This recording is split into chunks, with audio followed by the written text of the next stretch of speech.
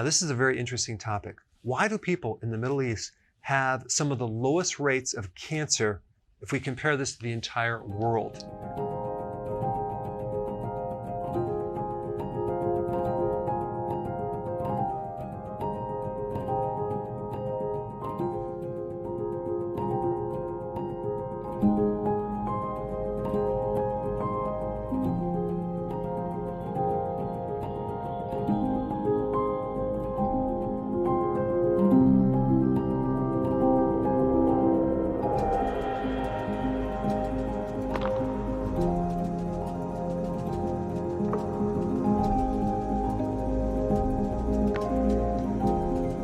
Now, if we take the average of how many people get cancer in the entire world, it's 198 people out of every 100,000 people get cancer.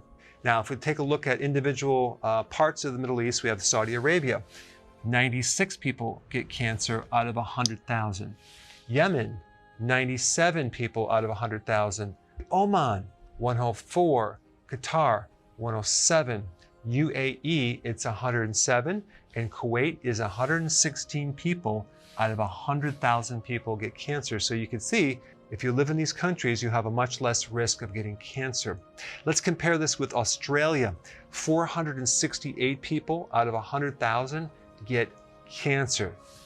They take number one, they get first place in getting cancer. Number two, Ireland is 374 people out of 100,000 people.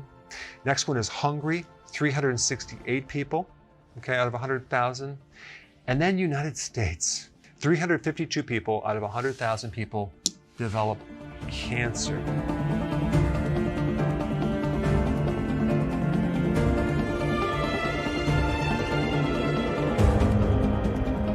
So, what is so unique about the Middle East?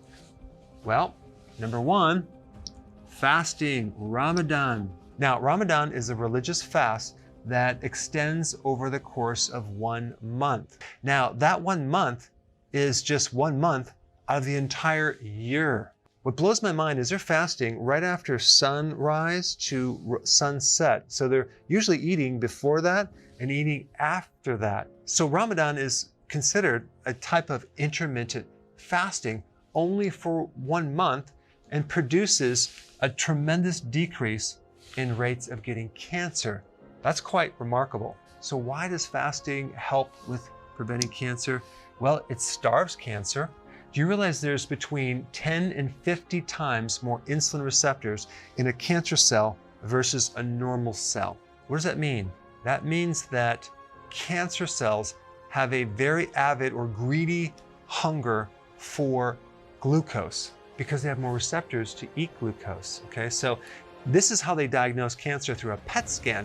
A PET scan identifies areas in the body that have a very high metabolism of sugar. So cancer loves sugar, and when you're fasting, you're not consuming sugar.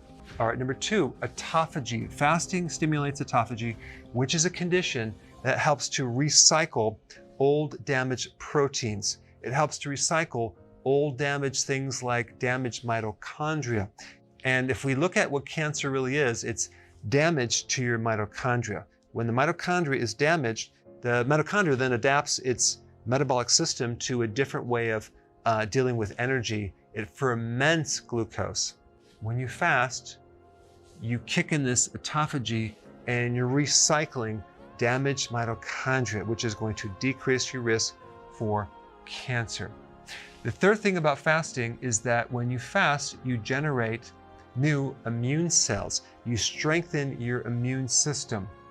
Your immune system becomes stronger. You generate more killer T cells, which directly kill cancer cells and viruses. And you also stimulate more helper T cells, which indirectly help reduce cancer. All right, next point about fasting. It's one of the best things to get rid of inflammation. Cancer tends to spread, migrate into areas of inflammation. So fasting is one of the most potent anti-inflammatories. So it's going to reduce the risk of cancer being spread. Also, when you fast, you increase the antioxidant networks of the body. So these things that actually protect you against free radical damage, like in the mitochondria, are improved or enhanced when you fast. So that's going to decrease the risk of getting cancer right off the bat. Fasting is one of the oldest therapies. Even Hippocrates mentioned fasting quite extensively, and he had an interesting quote: "But to eat when sick is to feed the illness." Okay, so when you're ill, you don't want to eat very frequently. And he was considered like the foundational father of medicine.